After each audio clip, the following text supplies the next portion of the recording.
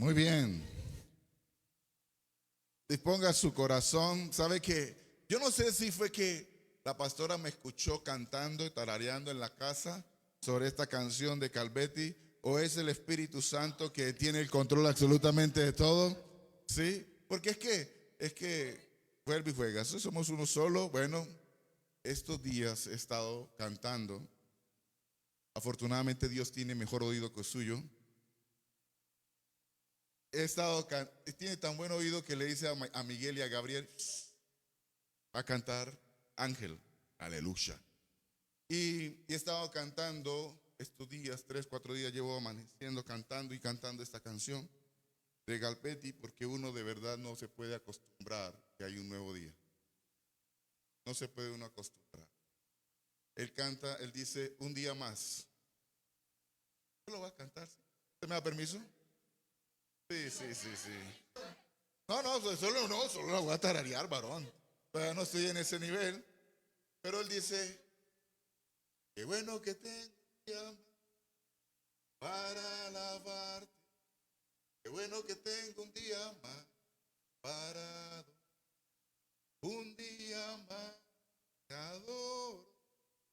Aleluya. Un día más. Y no nos podemos acostumbrar a un día como que amaneció. Como que amanece y ya, y es igual todos los días, no. Yo salgo al balcón de mi apartamento y observo el cielo en las mañanas. Yo digo, tú eres el Dios del cielo y de la tierra, y todo lo que hay en la tierra te pertenece. Somos unos privilegiados porque para este tiempo escogió la iglesia y nos escogió a nosotros. ¿Bien? Muy bien. Quiero saludar a Angélica, que nos acompaña. Aquí la hermana de Mila, allá acá con su mami también. La familia, qué bendición, bienvenida. Damos gracias a Dios, le doy un aplauso a Dios que nos acompaña. Muy bien. Dígale al que está a su lado, dígale que está a su lado, no me vaya a distraer. Yo solo le animo que, por favor, trate de capturar lo que Dios quiere hablarle. ¿Bien? Trate de capturar, tome nota. Y acompáñeme, por favor, a Mateo capítulo 16, versículo del 13 al 19, en la Reina Valera, y le he titulado Creciendo en el conocimiento. Creciendo en el conocimiento. Es necesario crecer en el conocimiento. Mire, si es necesario crecer en el conocimiento en lo natural, ¿o no? ¿Usted está de acuerdo conmigo? Que hay que crecer en el conocimiento en lo natural. Porque cuando yo crezco en el conocimiento, me alejo de la ignorancia. Y no se puede uno sentir ofendido, es cierto. O sea, yo a medida que crezco en el conocimiento me voy alejando de la ignorancia. Aún creciendo en la experiencia me alejo de la ignorancia. ¿Sí? Y cuánto más crecer en el conocimiento de los asuntos del reino de los cielos. Cuánto más crecer en el conocimiento de Cristo. Amén. Así que tenemos, la invitación es que crezcamos en el conocimiento. Y voy a leerlo primero y luego vamos a tomarlo expositivamente, estos textos, para que el Señor en su bondad ministre nuestro espíritu, nuestro hombre interior, para que desde esa realidad, desde esa verdad, sea quebrantando nuestro hombre exterior, nuestra alma, y podamos ser instrumentos de Él en esa expresión de lo que Él quiere. Dice así, versículo 13, viniendo Jesús a la región de Cesarea de Filipo, preguntó a sus discípulos diciendo, ¿quién dice los hombres que es el Hijo del Hombre? Ellos dijeron, unos Juan el Bautista, otros Elías y otros Jeremías o alguno de los profetas. Él les dijo, ¿y vosotros quién decís que soy yo? Y respondiendo Simón, Pedro dijo, tú eres el Cristo, el Hijo del Dios viviente. Entonces le respondió Jesús, bienaventurado eres Simón, hijo de Jonás, porque no te lo reveló carne ni sangre, sino mi Padre que está en los cielos. Y yo también te digo que tú eres Pedro, y sobre esta roca edificaré mi iglesia, y las puertas del Hades no prevalecerán contra ella. Hasta el verso 19. Y a ti te daré las llaves del reino de los cielos, y todo lo que atares en la tierra será atado en los cielos, y todo lo que desatares en la tierra será desatado en los cielos. En días anteriores hablamos sobre que Jesús dice que Él tiene ovejas que son de otro redil. Y mire cómo Jesús es coherente con su mensaje. Y en eso nosotros como creyentes tenemos que operar conociendo a Jesús. Porque si Jesús me muestra que Él es coherente con el mensaje, lo mínimo que Él espera de nosotros que hacemos parte de Cristo es que seamos coherentes con el mensaje. ¿Sí? Infortunadamente por ahí dice, usted predica pero no aplica. O sea, no hay coherencia con lo que usted habla, no hay coherencia con lo que usted dice, no hay coherencia con lo que usted enseña. Jesús dijo, mire, hay otras ovejas que no son de este redil y tengo que buscarlas. De hecho, en Juan 3:16, Él nos dice que de tal manera amó Dios al mundo, no solamente al pueblo de Israel, a todo el mundo, ¿cierto? Entonces, en esto vemos a un Jesús que es coherente. Y vemos en el versículo 13, por favor, vamos al versículo 13, vamos a retomarlo de manera expositiva.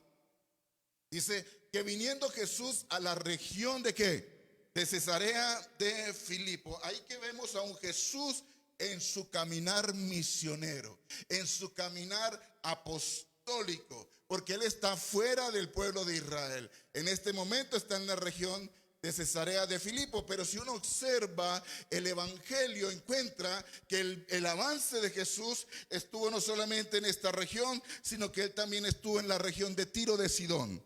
¿Cuál era la región de Tiro de Sidón? Más bien era la región conocida como la mujer cananea. ¿Sí? Usted conoce el milagro de la mujer cananea. Jesús estuvo allá y en ese caminar luego pasó a Decápolis, donde hizo el milagro de los 4,000. Luego termina de Decápolis en esta ciudad que menciona el versículo 1, que es la región de Cesarea de Filipo. Si uno mira Hebreos capítulo 11, encuentra que a Jesús se le menciona como apóstol, que es el enviado en esa labor apostólica, en esa labor de ir. Porque aquí no se trata de títulos, se trata de acciones. ¿Sí? Y lo que Dios nos concedió hacer en La Dorada fue una labor apostólica. Avanzamos, fuimos hasta allá, hicimos discípulos y ahora tenemos la tarea de seguir enseñando. Amén. Estamos imitando a Cristo. Y Él en esa tarea, Él hace una pregunta. Él ya hizo lo que tenía que hacer y cogió a sus amigos, a sus discípulos. Recuerda que también Dios nos permitió hablar aquí que el discipulado no es más sino un fortalecimiento de una amistad. ¿Sí? Que damos gracias a Dios porque tenemos las aulas, damos gracias a Dios porque tenemos estructuras de enseñanza, pero realmente un discipulado sea una verdadera amistad. Amén. Y Jesús le pregunta a sus amigos, mira lo que le pregunta: ¿quién dicen los hombres que es el Hijo del Hombre? Cuando hablamos de crecer en el conocimiento, en la misma pregunta está la respuesta. En la misma pregunta está la respuesta. Pues el término hijo de hombre era un término mesiánico. Era un término que estaba hablando del ungido. ¿Sí? En la misma pregunta está la respuesta. En la misma pregunta. Porque en Daniel capítulo 7, si usted toma nota, usted va a encontrar en el versículo 13 y 14 donde expone al Hijo del Hombre que tenía ciertas virtudes como poder, gloria, reino, y que los pueblos le iban a servir, pero que sobre todas estas cosas él iba a tener un dominio eterno y que su reino no se destruiría. Así que cuando Jesús está haciendo esta pregunta en Mateo capítulo 16, versículo 13, ¿quién dice los hombres que es el Hijo del Hombre? Implícitamente ya estaba la respuesta. Pero uno observa que aún la gente, siendo estudiosa, necesitan crecer en el conocimiento. Necesitan crecer en el conocimiento del Señor. Porque la respuesta en el versículo 14 evidencia que aunque las cosas están tan visibles como la pregunta, como la respuesta en la misma pregunta, están tan visibles, uno no las ve. o el pueblo no las veía. No las veía, porque carecían de un conocimiento, carecían de esa revelación de Cristo, ¿sí? Porque hay gente que tiene conocimiento, información, pero no tiene revelación. No tiene revelación. Y esta gente estudiaba. Mire, Jesús en Juan capítulo 5 le dice a los fariseos, le dice al pueblo: ustedes escudriñan las escrituras porque saben que en ella hallan la vida, pero cuando yo vengo no me reciben. Cuando dicen escudriñan las escrituras, ¿qué? No, es que estudian, eruditos en la palabra, pero no encuentran a Cristo en la palabra. Ustedes saben que ahí está la vida eterna, pero ahora que yo vengo no me reciben. De hecho, Juan dice: Jesús vino a los suyos y los suyos no lo recibieron. Le ganó la religión, le ganó lo religioso, le ganó sus estructuras. La gente solo tenía una percepción de Jesús, una percepción. Y es necesario que nosotros crezcamos, porque nos podemos quedar en percepciones de Jesús. Y eso es peligroso, que usted se quede en la percepción, porque usted, teniendo la oportunidad de sumergirse, se puede quedar en la orilla. Y usted se puede quedar en la orilla como un pescador y usa un anzuelo quizás y puede pescar algo. ¿Qué pez se puede pescar desde la orilla? Quizás no es un pez muy grande, ¿cierto? O un solo pez. Pero si yo voy y me sumerjo y uso las herramientas, las redes, seguramente que voy a hallar esos peces más grandes.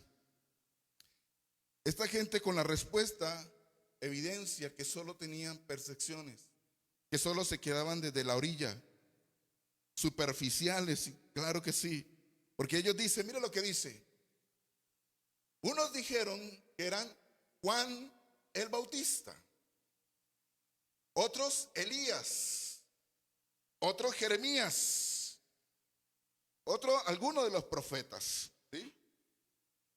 ¿Por qué ellos tenían la percepción de que Jesús era Juan el Bautista? ¿Por qué? Porque resulta que el mensaje que daba Juan el Bautista era un mensaje de justicia. Entonces, cuando ellos escuchaban a Jesús, y como no se dieron la oportunidad de sumergir, se quedaban con el mensaje, pero no con el mensajero. Y así puede pasar, que yo me quedo con un mensaje y me voy con un mensaje bonito y digo: ay, tan bonito el mensaje. Ese mensaje me llegó. Pero al otro día, ¿qué pasó con el mensaje? ¿Está respondiendo todo diferente al mensaje? Porque se quedaron solo con el mensaje y no con el mensajero, que es Cristo. Y la percepción que tenían estos hombres, declarar que era Juan el Bautista, es porque el mensaje de Juan el Bautista era un mensaje de justicia. Y para que usted tome nota, eso está en Lucas capítulo 3, en la predicación de Juan el Bautista, cuando él empieza a predicar y empieza a enseñar y empieza a hablar de la generosidad. Él dice: aquel que tiene dos batas, no recuerdo ahorita el texto como dice puntual, pero aquel que tenga dos cosas, dos batas, dos capas, ¿o qué es que dice? Comparta una. Comparta. Otros le preguntaron: ¿qué vamos a hacer con los impuestos? Óyeme, sea íntegro. Sea íntegro. No pague la DIAN. Sea íntegro. No cobre más de lo que tienen que cobrar. ¿Sí? No cobre más de lo que tienen que cobrar. Cuando los soldados le preguntaron, ¿y nosotros qué debemos hacer? Pues Juan el Bautista le dijo: sean honestos. ¿Sí? Entonces el mensaje de Juan el Bautista era un mensaje de justicia, que operaba en generosidad, que operaba en integridad, que operaba en honestidad. Entonces, cuando oían hablar a Jesús, ellos decían: oye, yo estoy escuchando el mensaje como de Juan el Bautista. ¿Será que es Juan el Bautista? En Mateo capítulo 23, versículo 23, ayúdame con ese texto, por favor, vaya. Mire lo que dijo Jesús. Ay de vosotros, escribas y fariseos, hipócritas. ¿Qué tal ese mensaje? ¿Qué tal que ese mensaje fuera hoy? No sé, pastor, ¿con qué levanto? ¿Qué desayuno hoy? ¿Por qué nos habla así? ¿Ah? Y eso que es cristiano, el pastorcito. Pues así, mire Jesús. Porque diezmáis la menta y el eneldo y el comino y dejáis lo más importante. La justicia, la misericordia y la fe. Esto era necesario hacer, que sin dejar de hacer aquello, porque no falta que, yo voy a operar en justicia, yo voy a operar en misericordia, yo voy a operar en fe. Entonces que mire a ver cómo hace con los diezmos. ¿Qué dice ahí? Hay gente que yo le he escuchado que dice, mire, los diezmos es del Antiguo Testamento. Jesús no habla de los diezmos. ¿Qué sí tenemos que pasar?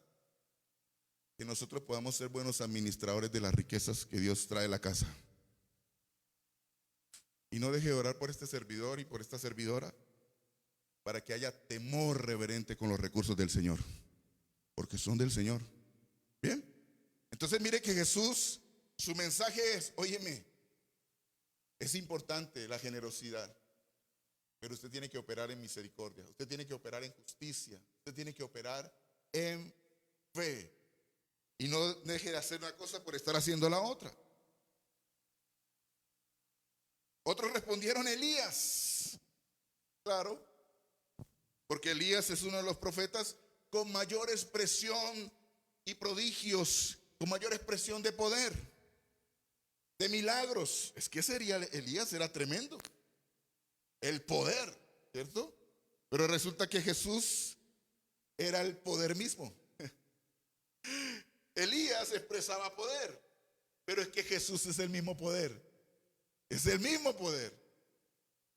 Jesús, nos dimos cuenta de lo que habló de la resurrección de Lázaro.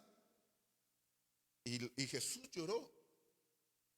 Y la gente, como tenía percepciones de Jesús desde la orilla, porque no crecían en el conocimiento, decían, ay, cómo amaba a Juan, hasta a Lázaro, porque está llorando. Cómo lo amaba. Pero él no lloraba porque lo amaba. Él no lloraba porque lo amaba, ya él sabía que lo amaba. ¿Sabe por qué lloraba Jesús? Por la incredulidad de ellos. Por la incredulidad. ¿Cómo es posible? ¿Cómo es posible que Marta, siendo mi amiga, yo me quedo en la casa? Yo me quedo y no me conoce, está todavía en la orilla, porque no ha crecido en el conocimiento.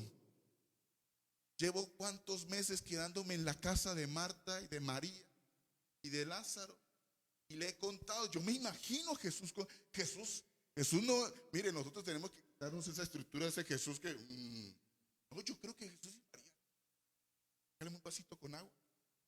Marta, estoy cansado. Imagínate lo que me pasó, y llegó un leproso que si yo quería sanarlo, claro que yo quería sanarlo, y simplemente lo toqué. ¿Usted viera cómo me vieron los fariseos porque lo toqué? Es sano.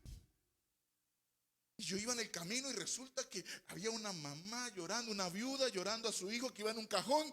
Y entonces yo dije, detengan esto. Y me llené de misericordia y le toqué el cajón y le dije al chico que se levantara, y se levantó Marta y María. Y yo creo que Marta y María haciendo, aleluya, gloria a Dios. ¿Sí? Pero cuando le toca a uno, se le olvida el gloria a Dios y el aleluya. Porque uno cree que el gloria a Dios y el aleluya es para otro y no para mí. Y yo tengo que crecer en el conocimiento. Tengo que crecer porque Jesús es el mismo poder. Operó en resurrecciones, operó en milagros, en prodigios, en señales, en multiplicaciones. Wow, tremendo, hermano. Y uno cree que Dios solo puede obrar en otro y no en mí.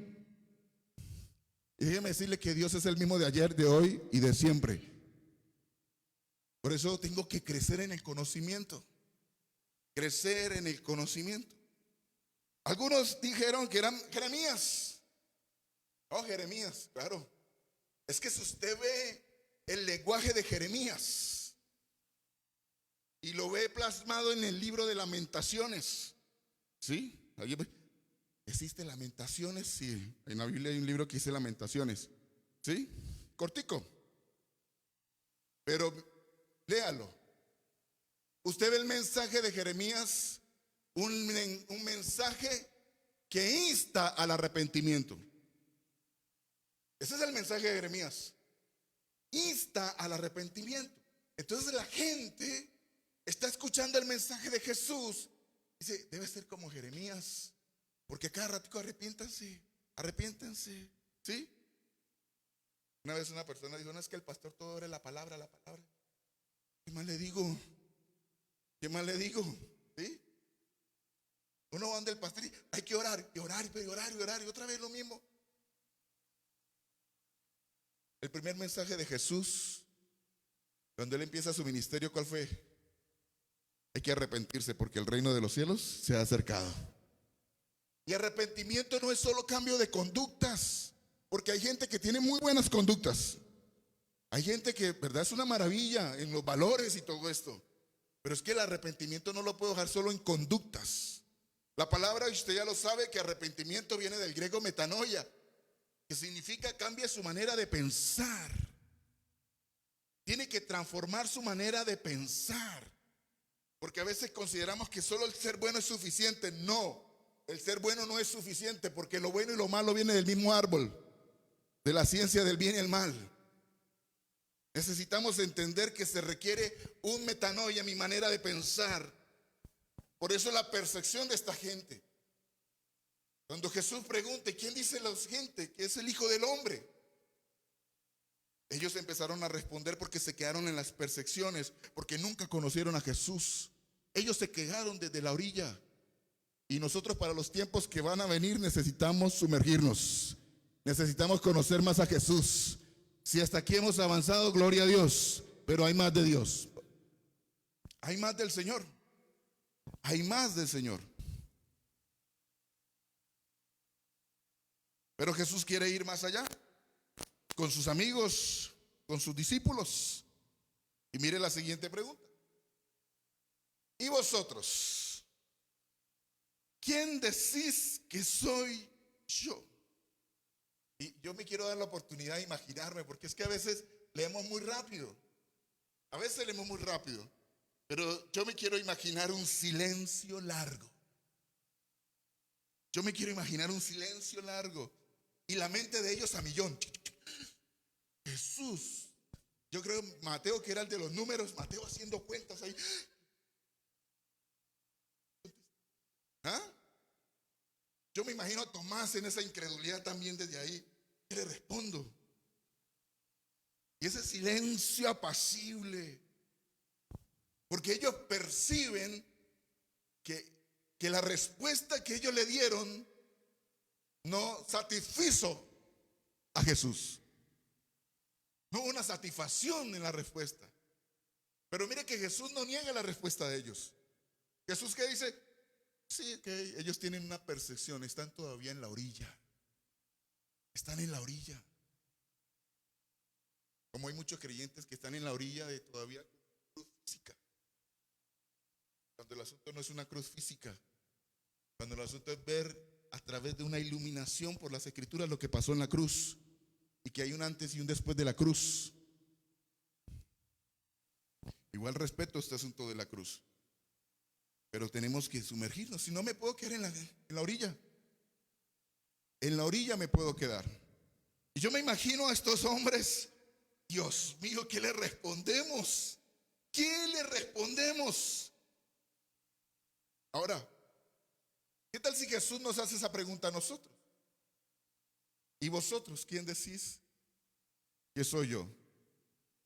Pues alguien, como ya hizo copia, leer el texto y dice, ungido. Tú eres el Hijo de Dios. Tú eres el Cristo, ¿cierto? Pero en medio de que estaba escribiendo este texto, esta enseñanza, venía a mi mente una pregunta, si Jesús nos preguntara, ¿y ustedes quiénes son en mí? ¿y ustedes quiénes son en mí? Porque la pregunta que ya le hizo a ellos, usted ya tiene el conocimiento. Pero ustedes quiénes son en mí. Iglesia, ustedes quiénes son en mí. Y alguien puede decir, soy hijo. Y soy hijo, me puedo quedar aquí en la orilla. Pero cuando yo me empiezo a sumergir en qué es hijo, ¿qué día le decía a Ernesto? Oiga, Ernesto, ese Junior camina igual que usted, hermano. Sí, igualito, ¿no? Camina igual. ¿Por qué camina igual? Porque contiene la genética de Ernesto. Contiene la genética. ¿Sí? O sea, cuando yo digo, yo soy hijo de Dios, ¿qué cree que contienes? ¿Sabe que por eso fue el problema con Jesús? Porque cuando Jesús decía que era hijo de Dios, la gente no podía creer. ¿Cómo es posible que usted está diciendo que tiene la genética del Eterno? Pues sí. Si yo digo que soy hijo de Dios, ¿sabe? En mí está la genética de Dios. Porque yo no fui engendrado por voluntad humana, dicen las Escrituras. Ni por sangre ni carne, yo fui engendrado por la voluntad de Dios. Desde antes de la fundación del mundo, como le dijo a Jeremías, Jeremías, desde antes que estuviera en el vientre, yo ya te conocía. Lo que pasa es que Dios le plació tenernos a nosotros para este tiempo y ser protagonistas como iglesia en este tiempo. Amén. Al Señor le plació formarme así, bonito, bello. Gracias, Jimé. Aleluya. Hoy voy a orar más por Jimé, porque eso no lo reveló ni carne ni sangre. A él le plació. Hay gente que dice, ¿yo por qué no nací en Estados Unidos? ¿Yo por qué no nací en Europa? Con este perfil griego que tengo. Tiene solo el perfil, pero nació en Colombia. ¿Sí? Yo soy hijo. Mire, cuando yo digo que yo soy hijo, recordé lo que la pastora un día enseñó. Ya no hay orfandad. Ya no hay orfandad. Ya tengo un padre, tengo un linaje, tengo una paternidad, hermano. ¿Sí? Porque yo puedo fácilmente decir, soy hijo, sí, yo soy en él, soy hijo, pero me puedo quedar solo en la orilla. Solo en la orilla. Y si yo soy hijo, soy heredero. Y si soy heredero, oiga, esto dijo una persona que esto no existe en el diccionario, pero esto sí pasa. Me descranea el cerebro. Porque es que suficiente con que en la generosidad de Dios nos permita estar ya en el cielo. Amén. El rinconcito ya sé. ¿Sí? Un rinconcito en el cielo está bien. Suficiente con que diga, ok, te voy a dar herencia. Yo digo, bueno, de la herencia aguanta, ¿no? No, está bien, pedacito, Señor me dio algo. Pero es que Él dice, no. Si usted es hijo, usted tiene mi genética. Si usted es hijo, usted es heredero. Pero si usted es hijo, Jesús es mi hijo, usted es coheredero con Cristo. Y si yo quiero ir en lo natural, digo, si a Jesús le pertenece 10 manzanas de herencia, pues a mí me pertenecen 10. Porque Él me hace coheredero. Porque Dios es así de generoso. Amén. No solamente soy hijo, sino soy heredero y coheredero con Cristo. Con Cristo. Tengo autoridad. Estoy llamado a expresar su gloria, su gracia, lo que decía la pastora en el devocional de hoy. Jesús le dice al Padre en esa oración maravillosa, Padre, de la gloria que yo tenía antes de la fundación del mundo, de esa gloria yo la voy a dar a ellos. Ush, Dios, mire, la mente de nosotros no nos da eso. No nos da. Nuestra mente finita no nos permite. ¿Sí? No nos permite. Soy eterno. ¿Estamos resolviendo todavía? Tengo vida y vida en abundancia. Contengo la vida Zoe, la vida de Dios. Amén. La vida de Dios. Entonces, después de ese silencio, yo me imagino ese silencio apacible, levanta la voz Pedro.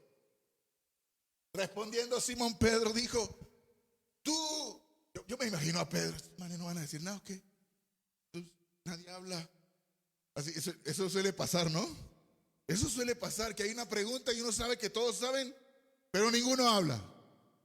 ¿Qué tal que diga la embarre? Sí. ¿Qué tal que diga la embarre? Uy, no, esperemos que empezaron a orar. Que hable Pedro, que hable Pedro. Él es sanguíneo. Yo sé que él está que se habla. ¿Sí? Los sanguíneos no se quedan callados. Qué cosa tan tremenda. Los coléricos no se quedan callados. Mire, el colérico no están diciendo nada. ¿Quién quiere? Así le pasó a Salomé. Salomé estaba en un colegio en las Belemitas, que es un colegio de monjitas. Y ellos hacen el día de las Belemitas y el hermano Pedro es que se llama él. Y entonces hacen una ceremonia. Y entonces hacen como son católicos también, pues obviamente hacen su procesión internamente allá en el colegio. Entonces dijo la profesora: ¿quién quiere? No, Salomé. Yo quiero. Ok, Salomé. Muy bien. Era para cargar la imagen. Llegó a la casa. ¿Qué hago? Es la oportunidad de enseñarle, ¿no? Y decirle: usted tiene que operar en responsabilidad. Si usted dijo, y ella solo se imaginaba con la imagen ahí por todo el colegio. Tal fue el clamor de Salomé, ¿sí? Que al final la cambiaron y pusieron otra persona. Pero, claro, es que así pasa. Sí, así nos pasa, ¿no? Así nos pasa. ¿Quién quiere tal cosa? ¿Quién quiere predicar la otra semana? Ahí sí no. Ahí sí no. Y Pedro contestó, después de ese silencio: tú eres el Cristo, el Hijo del Dios viviente. Tú eres el Cristo, el Hijo del Dios viviente. Escúcheme, amada iglesia del Señor. Pedro no era un hombre letrado. Pedro era un hombre del vulgo. Pero que sea un hombre del vulgo no quiere decir que Pedro no tuviera información. Porque recuerda cuando estuvo en el libro de los Hechos, que hubo la visión que tuvo del lino, donde estaban todos los animales, y con Cornelio. Y el ángel le dice: coma. Y él, ¿qué dice? No, nunca he comido. Cosa inmunda. O sea que Pedro sí tenía información. Amén. Él tenía conocimiento, tenía una información teológica. Él tenía información. Pero ¿sabe lo importante de la información? Porque cuando hay información que es la palabra, porque él tenía era la palabra, la ley. Cuando hay información, Dios revela esa información en su momento. Él revela esa información. La información transiciona a la formación y esta formación a la revelación, a la iluminación. Cuando se gesta un bebé, ¿cuánto mide? Con 15 días, 8 días de gestación. Y cuando tan solo es un embrión chiquito, ¿cierto? Hay una información genética ya. Y esa información genética empieza a formarse. Y cuando pasan los 9 meses, entonces da a luz lo que estaba en lo oculto, que empezó con una información. En este caso, el ejemplo que estoy dando, una información genética. Cuando yo tengo una información teológica, Escúcheme, por eso es necesario crecer en el conocimiento. Por eso es necesario estudiar. Dígale al que está a su lado. Es importante estudiar. Porque se adquiere una información. Hay gente que dice, no, yo ya estoy viejo para eso. No, es que viejo loro no aprende a hablar. ¿Te escuchas? Loro viejo. ¿Yo qué dije? Ah, viejo loro. ¿Y cómo era? Aleluya. Es que yo a ver si están en la jugada. Es que el loro viejo no aprende a hablar. Será el loro. Pero es que usted no es loro. Dígale al que está a su lado. Usted no tiene cara de loro. No, señor. Usted no es loro. Usted es oveja. Amén.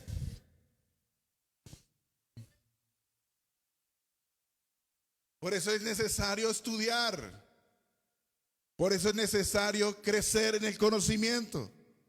Porque esa información que usted recibe, esa información te va a formar. Y tarde o temprano el Señor le va a conceder la iluminación, dar a luz esa formación. ¿Qué es lo que estaba con Pedro? Pedro era del vulgo, pero Pedro tenía información. Y esa información, cuando tuvo un contacto con Jesús, esos 2-3 años de discipulado con Jesús, empezó esa información a formarse. Cuando tiene esa oportunidad, ¿sabe qué hace Dios? Quita los velos para que esa formación dé a luz. Y nosotros tenemos que ir en aumento en esa formación para que demos a luz iluminación. Yo no sé si a usted le ha pasado, pero a mí me ha pasado que he pasado por un texto bíblico muchas veces y yo digo, wow, yo hasta hoy veo eso. ¿Cuántas veces he pasado por este texto bíblico y yo no lo había visto así? Hasta que el Señor quita los velos. Amén. Hasta que Dios quita los velos. Así que sin información no habrá iluminación. Se requiere información. Se requiere. Por eso, hasta que este evangelio no sea predicado en todo el mundo, no vendrá el Señor. Hasta que este mundo no tenga la información de Cristo, el Señor no va a venir. Es necesario que la gente se informe de Cristo. Es necesario. Y Pablo lo entendió así y lo expresé en el café de Reino. La máxima necesidad que tiene el ser humano es el de respirar. Es el de respirar. Esa es la máxima necesidad. La gente puede decir, yo tengo necesidad de comer. Sí, correcto, pero el día que no coma no pasa nada. ¿Sí? Pero es que respirar es ¿qué? Vital. Deje de respirar 5 minutos. A ver qué pasa. ¿Qué pasa? Apenas usted abra los ojos y ya está ya con Pedro, con Abraham, y hará parte de aquellos que son una nube de testigos. Sí, porque es vital el respirar. Y Pablo lo entendió. Pablo lo entendió. Mire lo que dice en 1 Corintios 9:16, solo por traer esta información. Pues si anuncio el evangelio no tengo por qué gloriarme, porque me es impuesta, ¿qué? Necesidad. Ay de mí si no anunciar el evangelio. Si el respirar es una necesidad, es vital, Pablo está diciendo, me es impuesta la necesidad de predicar el evangelio. Me es impuesta la necesidad de llevar la información de Cristo. Me es impuesta la necesidad. Ay de mí si no anuncio el evangelio. En otras palabras, Pablo está diciendo, si yo no anuncio el evangelio me muero. Me muero porque es una necesidad impuesta por Dios. A veces puede pasar que nosotros días y no le compartimos a nadie. Nadie le compartimos el evangelio. Ni siquiera la más fácil, Dios te ama. Ni siquiera. O un contacto. Ni siquiera. Le contaba a Emerson que se me acercó Luis, que por cierto Luis me da una enseñanza, Luis. ¿Lo conoces, Luis? Un señor que se hace un calladito ahí. Hoy no está porque él me escribió ayer. Me dice, pastor, mañana no me va a encontrar en el auditorio porque tengo que viajar a Sogamoso a hacer. Me dice así, ¿para qué digo mentira? Voy a ir a votar. Voy a ir a votar y entonces nos vemos la otra semana. Ok. Oramos para que el Señor lo llevara en bien. Pero el domingo pasado se me acercó. Me dice, pastor, es que hay una señora que la van a operar. Entonces, para que oremos por ella. Ok, listo. Vamos a orar por ella. Pues yo pensé que me estaba dando solo el nombre. Espera, ya lo llamo. Está en la clínica. Adaluz, estoy aquí con el pastor. Vamos a orar, Adaluz. Empezamos a orar por Adaluz. Pero yo no me puedo quedar en la orilla. Y si no tengo cómo dejar a Adaluz en la orilla. Y le dije a Adaluz, ¿cuál es su habitación, Adaluz? A las 700 tal. Ok, mañana voy. Mañana voy. Porque no sé si después de la operación. Entonces fui a predicarle el evangelio. Y ya estoy en contacto con Adaluz. ¿Y qué cree? Ahí estaba su hija. Y se le predicó el evangelio a su hija. Y son de la hermana República de Venezuela. Pero no podemos dejar de darle la información. Porque esa información que estamos sembrando tarde o temprano, esa semilla va a dar fruto, hermano. Esa semilla en su tiempo va a dar fruto. Claro, la palabra es viva y eficaz. Pero no nos podemos quedar con eso, mis amados. Mire, a veces suele pasar que estudiamos en Mateo capítulo 25 la parábola del sembrador. Y uno dice, uy, qué tremendo ese hombre que fue y sepultó el talento. No, ese hombre sí que no aprovechó la oportunidad. ¿Sí? No aprovechó y fue, ocultó el talento, lo sembró. Escúcheme, cuando yo me quedo con la información vital que es Cristo, es como si yo sepultara ese talento. Es como si yo sepultara la información. Yo no puedo sepultar la información que tengo, porque esa información imparte vida. Vida. Imparte vida. Así que no me puedo quedar con la información. Y para mí debe ser como Pablo, me es impuesta necesidad. Porque si no imparto la información, no se van a formar. No va a formar la información y no va a dar a luz. Pedro tenía información. Y cuando tuvo ese contacto con Jesús empezó a formarse para dar a luz. Verso 17. Entonces le respondió Jesús, bienaventurado eres, Simón, hijo de Jonás, porque no te lo reveló carne ni sangre, sino mi Padre que está en los cielos. Es el Padre que revela a Cristo. Amén. Mira, a veces uno está, y yo no sé cómo orar por mi familia, he orado por mi familia, y le hablo a uno de mi familia, y le hablo de Cristo. Usted está impartiendo información. Pero el Padre es el que revela. Entonces, ¿cómo debe ser mi oración? Si yo sé que el Padre es el que revela. Padre, revela a tu Hijo. Quita los velos. Ellos ya tienen información. Ellos ya saben. De hecho, usted le pregunta, ¿usted sabe quién es Jesús? ¿Y qué responde? Eso. ¿Tiene información? ¿Cierto? Yo le pregunto a mis hermanos, ¿quién es Jesús? Ellos responden, es el Hijo de Dios. Tienen información. Pero no está revelado. Padre, revélale. Quita los velos. Porque hay velos religiosos. Quita los velos. Quítalos. Porque necesitan ellos como yo crecer en el conocimiento. Porque si ellos crecen en el conocimiento se distancian de la ignorancia. Se distancian y se sumergen en él.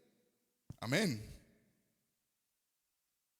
Pablo dice que él fue apartado desde el vientre porque Dios, quiere acompáñeme para dejarlo el soporte bíblico. Gálatas 1 del 15 al 16. Ya vamos a terminar, me quedan 5 hojas. Aleluya. Por el amén de Mireya, cualquier cosa con Mireya. ¿Sí? Aleluya. Mire, pero cuando agradó a Dios, que me apartó desde el vientre de mi madre y me llamó por su gracia, ¿revelar quién? A su Hijo en mí, para que yo le predicase entre los gentiles. No consulté enseguida con carne y sangre. Lo que está diciendo es, él apenas se le reveló, no fue ahí Pedro, Pablo o Juan, o sea, no fue de los apóstoles. Él tuvo un tiempo con el Padre, porque fue el Padre que le reveló al Hijo. Mire, yo tengo que irme de aquí meditando. Yo me tengo que ir aquí meditando. ¿Cuánta revelación tengo de Cristo en mi vida? ¿Cuánta revelación hay de Cristo en mi vida? Porque necesito decirle al Padre, revélame a su Hijo. Revélame. Porque solo imagínese que la iglesia, todos nosotros, con el Cristo revelado. Con el Cristo revelado. Le decía a los hombres en la casa de vida, ¿dónde están los hombres? Ay, Jesús, amén. ¿Qué? ¿Dónde están los hombres? Eso. Le decía a los hombres en la casa de vida, ¿dónde están las mujeres? Y Jesús de Nazaret, ahí sí vea, Padre de la gloria. Mire, decía a los hombres que cuando Pedro y Juan levantaron al paralítico, ¿recuerdan Hechos capítulo 3? Pedro dice, de lo que tengo te doy. Lo que tengo te doy. Y no dice de lo que tengo. Por eso yo les animo que cuando ustedes estén leyendo las escrituras no lean rápido, porque uno en el castellano termina metiéndole esas. Y no es de lo que tengo, porque de lo que tengo es sumarle algo más como un lugar de inventarios, ¿no? O es una parte de, pero como Pedro está diciendo, lo que tengo te doy, está hablando de la naturaleza que soy ahora en Cristo, de eso te doy, por eso levántate. Eso es crecer en el conocimiento. Y si todos crecemos en el conocimiento, que sabemos que tenemos a Cristo, entonces lo que tenemos damos allá afuera. Es tremendo que como iglesia operemos así, desde el más joven, desde el más niño hasta el más adulto. Amén. Verso siguiente, verso 17, 18. Y yo también te digo que tú eres Pedro, y sobre esta roca. Mire, esto ha sido un versículo para la iglesia tradicional, donde ellos al interpretarla dicen, es que Pedro es el primer papa, y es sobre Pedro que Dios edificó la iglesia. Y no es así. Jesús lo que está diciendo es, sobre esta revelación que tiene Pedro, Simón, es que yo voy a edificar la iglesia. ¿Sobre qué revelación? Sobre él. ¿Por qué? Porque él está hablando versos atrás que él es la roca que desecharon los edificadores. Y entonces lo que está diciendo es, sobre esta revelación que le dio el Padre a Pedro, es sobre la iglesia, sobre esa roca, que yo voy a edificar la iglesia. Él es la roca. No es que Pedro sea la roca. Es más, y tú ves, Simón significa junco, inestable, un junco. Pero Pedro no significa roca. Pedro significa piedra. Y él edifica su iglesia sobre la roca. Una cosa es una roca, una piedrita. Nosotros somos piedras vivas. Yo siempre he pensado eso. No somos ladrillos, porque los ladrillos tienen formas. Y si yo le digo a Omar, Omar, construyame aquí una pared con estos ladrillos, Omar, por más que se echa un día aquí. Le queda aplomada, ¿no? Pero si yo le digo, tenga estas rocas que todas son desuniformes, piedras vivas, que todas son desuniformes, y empiece y hágame el mismo muro. No, y aparte de eso son vivas. ¿Ah? O sea, yo me imagino cómo verá Dios la piedra milagros. Padre de la gloria, ¿a qué horas? ¿Ah? ¿Cómo será la piedra milagros? ¿Cómo? ¿Ah? Porque hay piedras de piedra, no están vivas, pero hay piedras de piedras. Pero la piedra milagros, ¿cómo era? Vaya, edifique eso, sí, que quede alineadito. No. ¿Yo? Así que es sobre Cristo que Él edifica, sobre esa verdad revelada. Y dice, y las puertas del Hades no prevalecerán. Y voy a avanzar por cuestiones del tiempo. ¿Usted me regala 10 minutos? Sé que tiene que ir a votar, pero voy a avanzar. Las puertas del Hades no prevalecerán. Yo sé que mis milagros me aman el Señor. Mire, mira aquí dice las puertas del Hades. A veces nosotros interpretamos rápido como que las puertas del infierno, ¿sí? Pero resulta que Hades no significa infierno. La palabra infierno viene de otra expresión, otra raíz griega, pero Hades simboliza o significa reino invisible de los muertos. Reino invisible de los muertos. Así que si estas puertas del Hades que no prevalecen, y la palabra prevalecer, mire lo que significa la palabra prevalecer. Ella viene de dos palabras griegas que significan tener la fuerza para ir a la batalla contra el enemigo. Prevalecer es igual que vencer. Aunque la palabra dice prevalecer, que tiene esa fuerza para ir a la batalla contra el enemigo, dice el Señor, aunque el reino invisible de los muertos tiene esta fuerza, no prevalecerá contra la iglesia. No tiene poder contra la iglesia. Amén. Yo se me hubiera alegrado más. Dar un aplauso al Señor, porque no puede.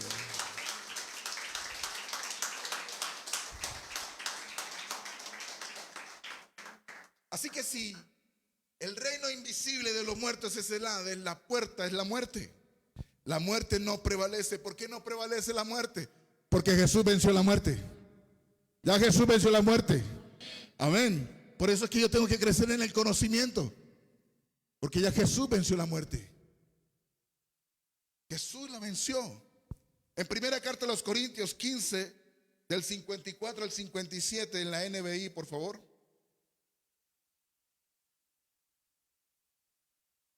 En la NBI, ya, gracias. Cuando lo corruptible se vista de lo incorruptible y lo mortal de inmortalidad, entonces se cumplirá lo que está escrito. La muerte ha sido, ¿qué? Devorada por la victoria.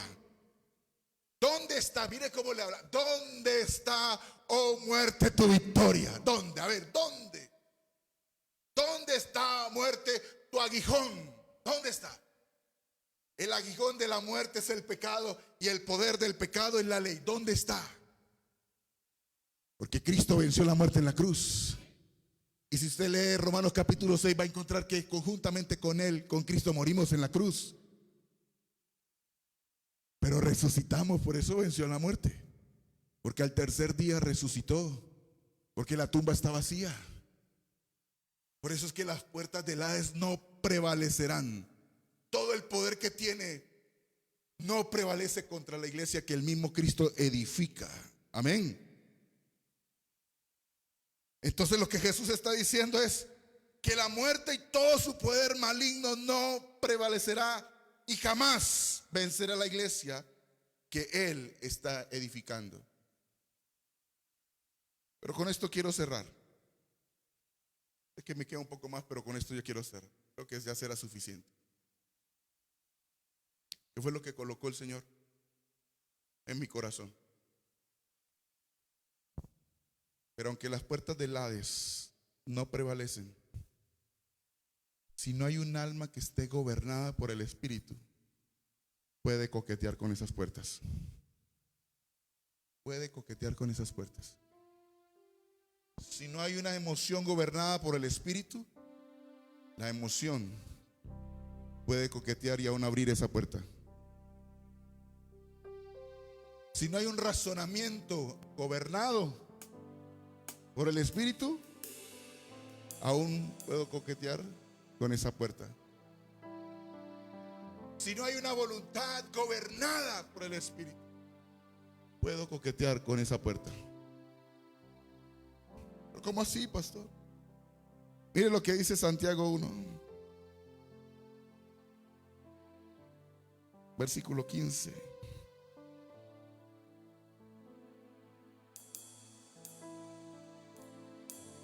Entonces la concupiscencia, después que ha concebido, da a luz. Concebido, da a luz pecado. Y el pecado, siendo consumado, da a luz ¿qué? La muerte. Porque se concibe. Porque me parece que nadie me ha visto. Pero es lo que hablaba Álvaro, el pecado consentido, que lo consiente. Nadie me ve. Y entonces no pasa nada. Y yo, siendo un hombre casado, viene una señorita, y tonto yo que creo que la señorita le parezco apuesto. No, o sea, entonces viene un dardo. Dice, uy, don Ángel, ¿cómo está? Bien. Yo sé que estoy bien. Más sencilla. Pero puedo empezar eso aquí, un razonamiento. Y eso empieza a gestarse. Y empieza a gestarse el pecado. Y cuando el pecado da luz, muerte. Que es lo que Jesús está diciendo: las puertas del Hades no prevalecerán. Pero si yo doy espacio, si yo abro puertas, entonces puede venir la muerte. Puede venir la muerte. Ojo, varones y mujeres, con dejar gestar adulterio. Ojo con dejar gestar adulterio. Porque por todos estos años de evangelio que llevo, he visto cómo aquella familia que deja gestar adulterio entra en las finanzas y pierden. Se fracturan las finanzas de la casa. Los hijos se quiebran por dejar entrar el adulterio. ¿Pero cómo así? Sí, porque ella es muerte. Ella no viene a jugar. Ella no viene a jugar. Ojo. Ojo con la fornicación. Ojo con la fornicación. Es el único pecado que Jesús dijo: huyan de ellos. Huya de ellos, huya. Ojo con los celos, los pleitos. Miren nomás con los pleitos o con los celos, que no haya gobierno. Y abre la puerta. Que no tenía que prevalecer contra mi familia, pero ahí empieza a haber muerte en casa. Entonces lo que se pierde es la confianza. Y cuando se pierde la confianza en casa es porque hay inseguridad de quién es mi esposa, de quién es mi esposo. Ojo con las maledicencias. Ojo con la murmuración. Ojo con la cobardía. Ojo con ello. Ojo con la mentira. Ojo con la mentira. Porque son situaciones que se consienten y terminan abriendo puertas que no se tienen que abrir. Termina abriendo puertas que no se tienen por qué abrir.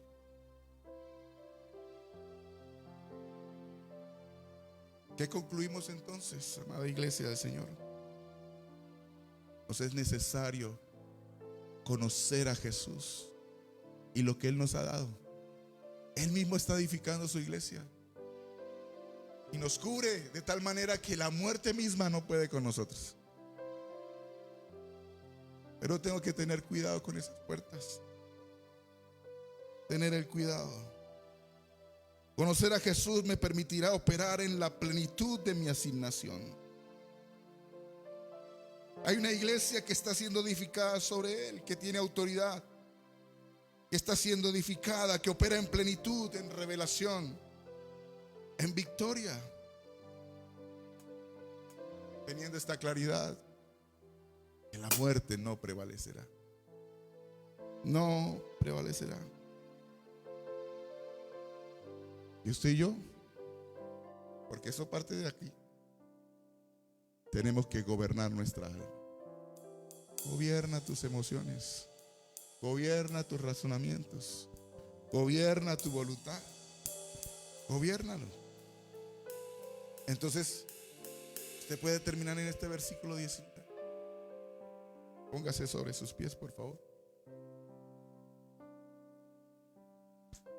A ti te daré las llaves del reino de los cielos, y todo lo que atares en la tierra será atado en los cielos, y todo lo que desatares en la tierra será desatado en los cielos. Las llaves para abrir lo que está cerrado, muy cerrado. Hay autoridad delegada por Dios. Amada iglesia del Señor, yo tengo que resolver la pregunta: ¿y vosotros quiénes sois en mí? ¿Y vosotros quiénes sois en mí? Señor, revélanos esa gloria, la gloria que nos diste, Señor. El pueblo de Israel expresó la Shekinah, la gloria de Dios, con poder, donde la nube en el día en el desierto y la columna de fuego en la noche. Señor, y en nosotros está la misma gloria, Señor, en cada uno de nosotros.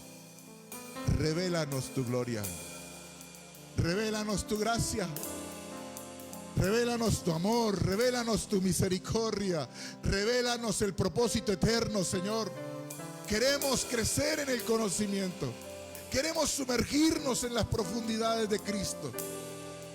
Queremos que quite los velos, Señor Dios, y podamos ser útiles en el reino, Señor, como esposos, como esposas, como hijos, como familia, como embajadores del reino, Señor, aquí en la tierra. Tu gloria, Señor, tu gloria, Espíritu Santo. Entonces, lo que tenemos damos, lo que tenemos damos, y daremos y expresaremos vida, porque tenemos la vida abundante que es Cristo. Expresaremos y daremos sabiduría, porque Cristo es sabiduría. Expresaremos y daremos paz, porque Él es el Dios de paz. Ayúdanos, Señor, en el nombre de Jesús.